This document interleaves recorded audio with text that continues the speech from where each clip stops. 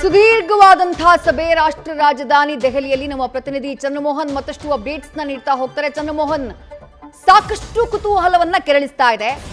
ಬೆಳಗ್ಗೆಯೇ ಉಭಯ ನಾಯಕರನ್ನ ಕರೆಸಿ ಮಾತುಕತೆ ಮುಕ್ತಾಯ ಆಗತ್ತೆ ಅಂತ ಅನ್ಕೊಂಡ್ರೆ ಈಗ ಮಧ್ಯಾಹ್ನ 3:40 ಆಗ್ತಾ ಬಂತು. ಇನ್ನೂ ಡಿ.ಕೆ. ಶಿವಕುಮಾರ್ ಅವರ ಜೊತೆಗೆ ಸಭೆ ಆರಂಭ ಆಗಿಲ್ಲ. ಸಿದ್ದರಾಮಯ್ಯ ಅವ್ರ ಜೊತೆ ಸಭೆ ಮುಗಿದಿದ್ದೇ ಮಧ್ಯಾಹ್ನದ ನಂತರದಲ್ಲಿ, ಹೆಚ್ಚು ಕಮ್ಮಿ 2 ಗಂಟೆ ಆಗ್ಬಿಡುತ್ತೆ ಸಭೆ ಮುಕ್ತಾಯ ಆಗುವಷ್ಟರ ಹೊತ್ತಿಗೆ. ಡಿ.ಕೆ. ಶಿವಕುಮಾರ್ ಅವರ ಜೊತೆ ಇನ್ನೂ ಕೂಡ ಸಭೆ ಆರಂಭವೇ ಆಗಿಲ್ಲ. ಹಾಗಾಗಿ ಏನು ನಡೀತಾ ಇರಬಹುದು? ಅಂಥ ಸುದೀರ್ಘವಾದಂತಹ ಸಮಯವನ್ನ ಹೈಕಮಾಂಡ್ ನಾಯಕರು ಯಾವ ಉದ್ದೇಶಕ್ಕೆ ತೆಗೆದುಕೊಳ್ತಿರಬಹುದು ಅಂತ ಹೇಳಿ. ವಿದೇಶಿಗ ಮೊದಲನೇದಾಗಿ ಕಾಂಗ್ರೆಸ್ನ ಹೈಕಮಾಂಡ್ ನಾಯಕರುಗಳು ಕರ್ನಾಟಕದ ನಾಯಕತ್ವ ಗೊಂದಲವನ್ನು ಬಗೆಹರಿಸಲಿಕ್ಕೆ ತಮ್ಮ ತೀರ್ಮಾನ ಏನು ಅನ್ನುವ ತೀರ್ಮಾನವನ್ನು ತೆಗೆದುಕೊಳ್ಬೇಕಾಗಿದೆ. ಈ ಕಾರಣಕ್ಕಾಗಿಯೇ ಇವತ್ತು ಬೆಳಿಗ್ಗೆ 11 ಗಂಟೆಯಿಂದ ಸುದೀರ್ಘ 2-3 ಗಂಟೆಗಳವರೆಗೂ ಕೂಡ ಹೈಕಮಾಂಡ್ ನಾಯಕರುಗಳಿಗೆ ಚರ್ಚೆ ನಡೆಸಿದ್ದಾರೆ.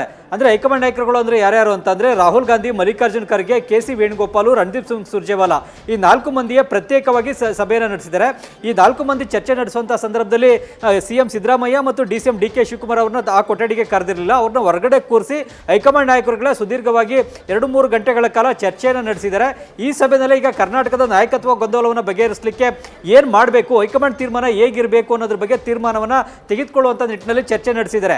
ಅದಾದ ಬಳಿಕ ಸಿ.ಎಂ. ಸಿದ್ದರಾಮಯ್ಯನವರು ಕೂಡ ತಾವಿದ್ದಂಥ ಕೊಠಡಿಗೆ ಕರೆಸಿಕೊಂಡು ಅರ್ಧ ಗಂಟೆಗಳ ಕಾಲ ರಾಹುಲ್ ಗಾಂಧಿ ಅವರು ಕೂಡ ಚರ್ಚೆ ನಡೆಸಿದ್ದಾರೆ. ಈಗ ಮುಂದೆ ಏನು ಮಾಡಬೇಕು ಅನ್ನೋದ್ರ ಬಗ್ಗೆ ರಾಹುಲ್ ಗಾಂಧಿ ಮತ್ತು ಸಿದ್ದರಾಮಯ್ಯ, ಮಲ್ಲಿಕಾರ್ಜುನ್ ಖರ್ಗೆ, ಕೆ.ಸಿ. ವೇಣುಗೋಪಾಲ್ ಚರ್ಚೆಯನ್ನು ನಡೆಸಿದ್ದಾರೆ. ಇದಾದ ಬಳಿಕ ಈಗ ರಾಹುಲ್ ಗಾಂಧಿ ಅವರು ದೆಹಲಿಯ ಇಂದಿರಾ ಭವನದಿಂದ ಹೊರಗಡೆ ಹೋಗಿದ್ದಾರೆ.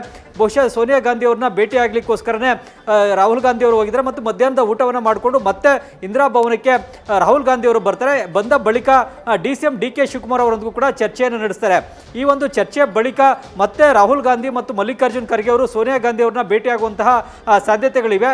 ಸೋನಿಯಾ ಗಾಂಧಿ ಅವ್ರನ್ನ ಭೇಟಿಯಾಗಿ ಈಗ ಕರ್ನಾಟಕದ ನಾಯಕತ್ವ ಗೊಂದಲವನ್ನು ಬಗೆಹರಿಸಲಿಕ್ಕೆ ಮುಂದೆ ಯಾವ ತೀರ್ಮಾನವನ್ನು ಹೈಕಮಾಂಡ್ ತೆಗೆದುಕೊಳ್ಬೇಕು ಅನ್ನೋದ್ರ ಬಗ್ಗೆ ಒಂದು ಅಂತಿಮ ತೀರ್ಮಾನವನ್ನು ತೆಗೆದುಕೊಳ್ಬೋದು. ಆದರೆ ಈಗ ಕಾಂಗ್ರೆಸ್ನ ಹೈಕಮಾಂಡ್ ಇವತ್ತೇ ಯಾವುದೇ ಅಂತಿಮ ತೀರ್ಮಾನವನ್ನು ತೆಗೆದುಕೊಳ್ಳುವಂಥ ಸಾಧ್ಯತೆಗಳು ಕೂಡ ಕಡಿಮೆನೆ. ಈಗ ಮುಖ್ಯವಾಗಿ ಕಾಂಗ್ರೆಸ್ ಪಕ್ಷದ ಮುಂದೆನೂ ಕೂಡ ಕರ್ನಾಟಕದಲ್ಲಿ ರಾಜ್ಯಸಭಾ ಚುನಾವಣೆ ಇದೆ ಮತ್ತು ವಿಧಾನ ಪರಿಷತ್ನ 7 ಸ್ಥಾನಗಳಿಗೆ ಚುನಾವಣೆ ಇದೆ. ಈ ಚುನಾವಣೆಗಳೆಲ್ಲವೂ ಕೂಡ ಮುಂದಿನ ತಿಂಗಳ 18ನೇ ತಾರೀಕು ಮುಗಿತವೆ. 18ನೇ ತಾರೀಕು ಮುಗಿದ ಬಳಿಕ ಕಾಂಗ್ರೆಸ್ನ ಹೈಕಮಾಂಡ್ ತೀರ್ಮಾನ ಏನು ಅನ್ನೋದನ್ನ ಅಧಿಕೃತವಾಗಿ ಪ್ರಕಟಿಸಬಹುದು. ಆ ಕಾಂಗ್ರೆಸ್ನ ಹೈಕಮಾಂಡ್ನ ತೀರ್ಮಾನ ಸಿದ್ದರಾಮಯ್ಯನವರ ಪರವಾಗಾದ್ರೂ ಇರ್ಬೋದು, ಇಲ್ವೇ ಅವರ ವಿರುದ್ಧವಾಗಾದ್ರೂ ಕೂಡ ಇರ್ಬೋದು, ಇಲ್ವೇ ಡಿ.ಕೆ. ಶಿವಕುಮಾರ್ ಅವರ ಪರವಾಗಾದ್ರೂ ಇರ್ಬೋದು, ಅಥವಾ ಡಿ.ಕೆ. ಶಿವಕುಮಾರ್ ಅವರ ವಿರುದ್ಧವಾಗಾದ್ರೂ ಕೂಡ ಇರ್ಬೋದು, ಅಥವಾ ಈ ಒಂದು ಕಾಂಗ್ರೆಸ್ನ ಈ ರಾಜಕೀಯ ಗೊಂದಲ, ನಾಯಕತ್ವ ಗೊಂದಲವನ್ನು ಬಗೆಹರಿಸಲಿಕ್ಕೆ ಒಂದು ಕಾಂಪ್ರಮೈಸ್ ಫಾರ್ಮುಲಾವನ್ನು ಕೂಡ ಕಾಂಗ್ರೆಸ್ ಹೈಕಮಾಂಡ್ ಕಂಡುಕೊಳ್ಬೋದು.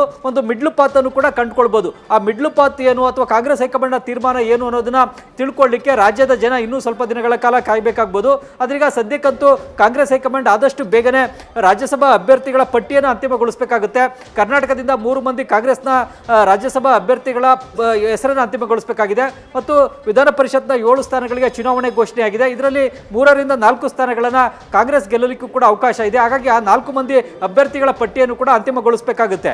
ಈಗ ಈ 2 ಚುನಾವಣೆಗಳು ಇರುವಂತಹ ಸಂದರ್ಭದಲ್ಲಿ ನಾಯಕತ್ವ ಬದಲಾವಣೆ ಬಗ್ಗೆ ತೀರ್ಮಾನ ತೆಗೆದುಕೊಂಡ್ರೆ ಅದು ಈ ರಾಜ್ಯಸಭಾ ಚುನಾವಣೆ ಮತ್ತು ವಿಧಾನ ಪರಿಷತ್ನ ಚುನಾವಣೆ ಮೇಲೆ ಒಂದು ಸೈಡ್ ಎಫೆಕ್ಟ್ ಅನ್ನು ಬೀರುತ್ತೆ, ನೆಗೆಟಿವ್ ಎಫೆಕ್ಟ್ ಅನ್ನು ಉಂಟು ಮಾಡುತ್ತೆ.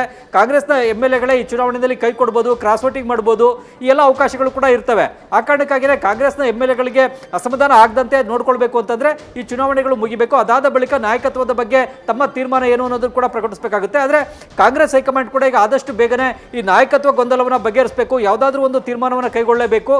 ಮುಖ್ಯವಾಗಿ ಈಗ 5 ವರ್ಷಗಳ ಅವಧಿಗೆ ಸಿದ್ದರಾಮಯ್ಯನವರೇ ಸಿಎಂ ಆಗಿ ಮುಂದುವರಿತಾರ, ಅವಧಿ ಪೂರ್ಣಗೊಳಿಸ್ತಾರ ಅನ್ನೋದನ್ನ ಸ್ಪಷ್ಟವಾಗಿ ಹೇಳಬೇಕಾಗಿದೆ. ಇಲ್ಲವೇ ಸಿಎಂ ಸ್ಥಾನದಲ್ಲಿರುವಂತಹ ಸಿದ್ದರಾಮಯ್ಯನವರನ್ನ ಬದಲಾವಣೆ ಮಾಡಿ ಬೇರೊಬ್ಬ ನಾಯಕನನ್ನ ಸಿಎಂ ಸ್ಥಾನಕ್ಕೆ ತಂದು ಕೂರಿಸ್ತೀವ ಅನ್ನೋದನ್ನಾದ್ರೂ ಕೂಡ ರಾಜ್ಯದ ಜನತೆಗೆ ಸ್ಪಷ್ಟವಾಗಿ ಹೇಳಬೇಕಾಗುತ್ತೆ. ಆ ಮೂಲಕವಾಗಿ ರಾಜ್ಯದಲ್ಲಿ ಎದ್ದಿರುವಂತಹ ಈ ರಾಜಕೀಯ ಗೊಂದಲ, ನಾಯಕತ್ವ ಗೊಂದಲವನ್ನ ಬಗೆಹರಿಸತಕ್ಕಂಥ ತೀರ್ಮಾನ ಕೈಗೊಳ್ಳಬೇಕಾಗುತ್ತೆ. ಆ ನಿಟ್ಟಿನಲ್ಲಿ ಈಗ ಕಾಂಗ್ರೆಸ್ನ ನಾಯಕರುಗಳು ತಮ್ಮ ಪ್ರಾಥಮಿಕ ಚರ್ಚೆಯನ್ನು ಆರಂಭಿಸಿರ್ತಕ್ಕಂಥದ್ದು ರಾಜ್ಯ ರಾಜಕೀಯದ ದೃಷ್ಟಿಯಿಂದ, ಕಾಂಗ್ರೆಸ್ ಪಕ್ಷದ ದೃಷ್ಟಿಯಿಂದ ಒಂದು ಒಳ್ಳೆಯ ಬೆಳವಣಿಗೆ. ಆದರೆ ಆ ತೀರ್ಮಾನವನ್ನ ಯಾವಾಗ ಬಗೆಹರಿಸ್ತಾರೆ ಮತ್ತು ಎಷ್ಟು ಬೇಗ ಪ್ರಕಟಿಸ್ತಾರೆ ಅನ್ನೋದನ್ನು ಕೂಡ ಈಗ ನೋಡಬೇಕಾಗುತ್ತೆ. ಈಗ ಚುನಾವಣೆಗಳು ಅಸ್ತಿತ್ವದಲ್ಲಿ ಇರೋದಾಗ, ಘೋಷಣೆ ಆಗಿರೋದಾಗ ಈ ತೀರ್ಮಾನವನ್ನು ಪ್ರಕಟಿಸ್ತಕ್ಕಂಥ ಸಾಧ್ಯತೆಗಳು ರಾಜಕೀಯವಾಗಿ ಪ್ರಬುದ್ಧ ತೀರ್ಮಾನಗಳಾಗೋದಿಲ್ಲ.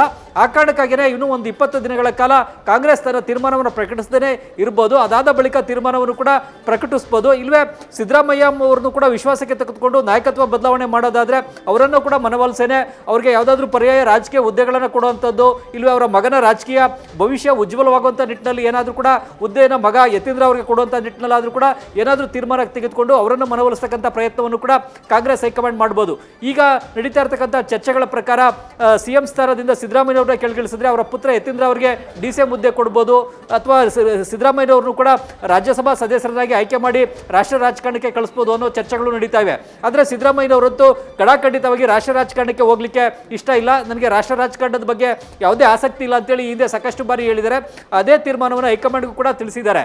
ಅದೀಗ ಹೈಕಮಾಂಡ್ ಒಂದು ವೇಳೆ ಸಿದ್ದರಾಮಯ್ಯನವರ ಸಿ ಎಂ ಸ್ಥಾನದಿಂದ ಕೆಳಗಿಳಿಸಿದ್ರೆ ಅವ್ರಿಗೆ ಯಾವುದು ಪರ್ಯಾಯ ಹುದ್ದೆ ಕೊಡೋದು ಅನ್ನೋದ್ರ ಬಗ್ಗೆನೂ ಕೂಡ ಈಗ ಚಿಂತನ ಮಂಥನವನ್ನು ನಡೆಸ್ತಾ ಇದೆ. ಸಿದ್ದರಾಮಯ್ಯನವ್ರನ್ನೇ ಏನಾದರೂ ಕೂಡ KPCC ಅಧ್ಯಕ್ಷನಾಗಿ ನೇಮಕ ಮಾಡ್ಬೋದು, ಅದಕ್ಕೆ ಅವರು ಒಪ್ಕೊಳ್ತಾರಾ ಹೇಗೆ ಅನ್ನೋದನ್ನು ಕೂಡ ನೋಡಬೇಕಾಗುತ್ತೆ. ಮುಖ್ಯವಾಗಿ ಸಿದ್ದರಾಮಯ್ಯನವ್ರನ್ನ ವಿಶ್ವಾಸಕ್ಕೆ ತೆಗೆದುಕೊಳ್ಳದೆ ಕಾಂಗ್ರೆಸ್ ಹೈಕಮಾಂಡ್ ನಾಯಕತ್ವ ಬದಲಾವಣೆ ಬಗ್ಗೆ ತೀರ್ಮಾನ ತೆಗೆದುಕೊಂಡ್ರೆ ಅದು ದೊಡ್ಡ ಒಂದು ಡ್ಯಾಮೇಜ್ಗೆ ಕಾರಣ ಆಗುತ್ತೆ. ಸಿದ್ದರಾಮಯ್ಯವರ ಬೆಂಬಲಿಗ MLAಗಳು ಬಂಡಾಯ ಎದ್ದೇಳ್ಬೋದು, ಅಥವಾ ಸಿದ್ದರಾಮಯ್ಯನವರೇ ಬಂಡಾಯ ಎದ್ದೇಳ್ಬೋದು. ಹಾಗಾಗಿ ಸಿದ್ದರಾಮಯ್ಯನವರು ಬಂಡಾಯ ಎದ್ದೇಳದಂತೆ ಅವರನ್ನು ಮನವೊಲಿಸಿ ವಿಶ್ವಾಸಕ್ಕೆ ತೆಗೆದುಕೊಂಡು ಅವರ ಒಪ್ಪಿಗೆಯನ್ನು ಕೂಡ ಪಡ್ಕೊಂಡೇ ನಾಯಕತ್ವ ಬದಲಾವಣೆ ಮಾಡೋದಾದ್ರೆ ತೀರ್ಮಾನವನ್ನು ತೆಗೆದುಕೊಳ್ಬೇಕಾಗುತ್ತೆ. ಇಲ್ವೇ ನಾಯಕತ್ವ ಬದಲಾವಣೆ ಬಗ್ಗೆ ಯಾವುದೇ ತೀರ್ಮಾನ ಕೈಗೊಳ್ಳೋದಿಲ್ಲ, ಸಿದ್ದರಾಮಯ್ಯನವರು 5 ವರ್ಷ ಅವಧಿಯನ್ನು ಪೂರ್ಣಗೊಳಿಸ್ತಾರೆ ಅಂದ್ರೆ ಅಂತ ಸಂದರ್ಭದಲ್ಲಿ DK ಶಿವಕುಮಾರ್ ಅವರನ್ನ ಮನವೊಲಿಸತಕ್ಕಂಥ ಕೆಲಸವನ್ನ ಮಾಡಬೇಕಾಗುತ್ತೆ. DK Shivakumar party man, party ಹೇಳ್ದಂಥದ್ದನ್ನ ಯಾವುದನ್ನು ಕೂಡ ಮೀರೋದಿಲ್ಲ, ಪಾರ್ಟಿ ಹೇಳ್ದಂತೆ ಕೇಳ್ಕೊಂಡು ಬಂದಿದ್ದಾರೆ ಇಷ್ಟು ವರ್ಷಗಳ. ನಿಮ್ಮ ಪರವಾಗಿ